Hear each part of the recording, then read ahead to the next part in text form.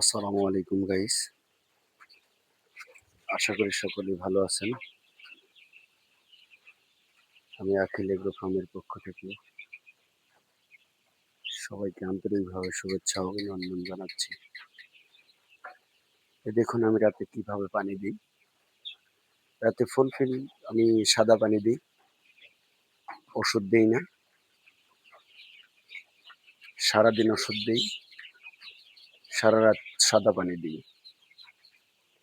এভাবেই আমার খামারে পরিচর্যা চলে।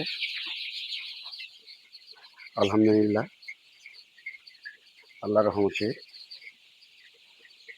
অনেক ভালো আছে।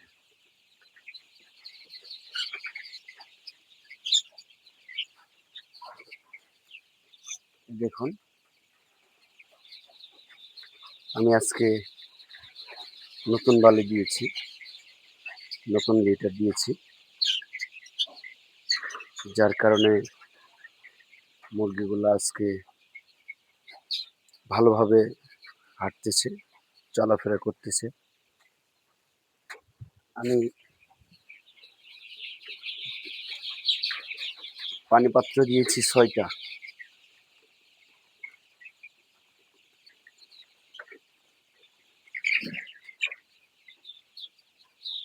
ছোটগুলা ৬টা দিয়েছি।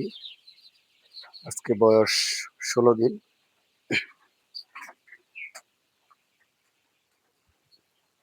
যার কারণে একটু কমে দিয়েছি।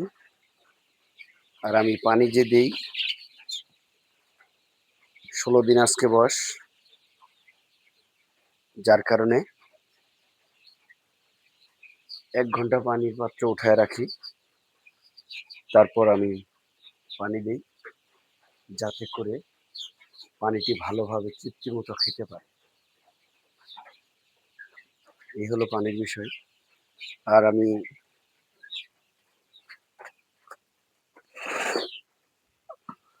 আদার দিই খাদ্য। সবগুলি খাদ্য যখন, সব পাত্রই যখন আপনার খালি হয়ে যায়, তখন আমি খাবারগুলি দিই, যার কারণে খাবারগুলিও ভালোভাবে তৃপ্তি মতন খাই এবং খাবারগুলি নষ্ট হয় না, চেটেপুটে খাই।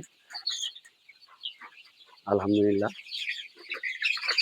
দেখুন আমি এখন আদার দেব রাতের জন্য, কারণ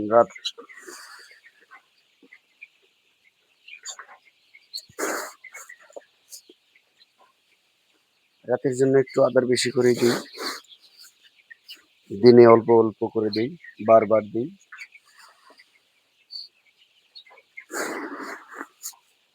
কারণ রাতে একটু ঘুম চলে আসে, সারাদিন এদেরকে খেজমত করতে হয়। আপনারা যারা মুরগি পালেন তারা অবশ্যই জানেন কেমন পরিশ্রম করতে হয়, আপনারা অবশ্যই জানেন। দেখুন আমি প্রত্যেকটা পাত্রেই ১ পট করে দিতেছি, এতে করে সারা রাত চলে যাবে। আর এখন ছোট বাচ্চা, যার ফলে আদার খাই কম।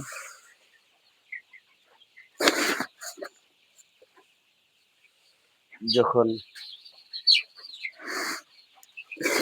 ৩০-৩৫ দিন বয়স হবে, তখন থেকে একটু আদার বেশি খাবে। আজ ১৭ দিন। ৩ দিন পর আমি ৩ দিন বা ৪ দিন পর আমি তৃতীয় ভ্যাকসিন করাবো, ২১ দিনের দিন। তাহলে মুরগিগুলো আরো একটু বেড়ে উঠবে। এই দেখুন দর্শক, আমি বালু দিয়েছি আজকে দুপুরে, বৃষ্টির আগে, শুকনো বালু। বালু দিলে মুরগিগুলো বেশ ভালোই থাকে, ফুরফুরা মেজাজে থাকে। আর এই বালু আমি দৈনিক একবার করে, কতদিন ২ বার করে নাড়াচাড়া করে দেই। যার কারণে বালু শুকনোই থাকে এবং প্রতিদিন একবেলা করে আমি ঝাড়ু দিয়ে উপর দিয়ে ঝেড়ে দেই। মুরগির বাচ্চার পায়খানাগুলোকে আমি ফেলে দেই। ফেলে দিয়ে আবার নতুন করে,